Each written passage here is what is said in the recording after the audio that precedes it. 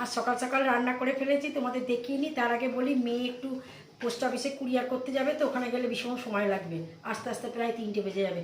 তাই রান্না করে নিয়েছি, তোমাদের দেখাই। একদম ধোঁয়া ওঠা ভাত। আর এই যে মান কচু কাল বেটেছিলাম, তার একটু অংশ ছিল, ওটা মেখেছি তেল দিয়ে, কাঁচা লঙ্কা দিয়ে মেখেছি। আচ্ছা, এটা হচ্ছে বেগুন আর দুটো পটল শুকিয়ে যাচ্ছিলো, সেটা ভর্তা করেছি রসুন পেঁয়াজ ছাড়া। বাকি সব জিনিসই পড়েছে, লঙ্কা পড়েছে, কাঁচা লঙ্কা, সর্ষে, গোলমরিচ সবই দিয়েছি।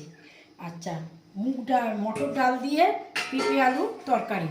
এতে কিন্তু ঘি গরম মশলা অবশ্যই দেবেন, আজকে নিরামিষ তো আমাদের, আমরা বেশিরভাগ ঘি গরম মশলা খাই। আচ্ছা, থোড় দিয়ে চাল, গোবিন্দভোগের চালের থোড় দিয়ে তরকারি করেছি, একদম মাখা মাখা, এও ঘি গরম মশলা পড়েছে।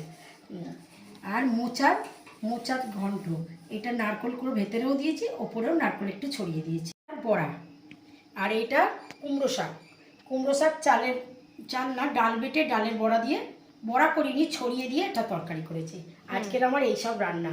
আর এই আমের চাটনি রয়েছে, জেলি, শসা, লঙ্কা, পেঁয়াজ, লেবু সব করা হয়েছে।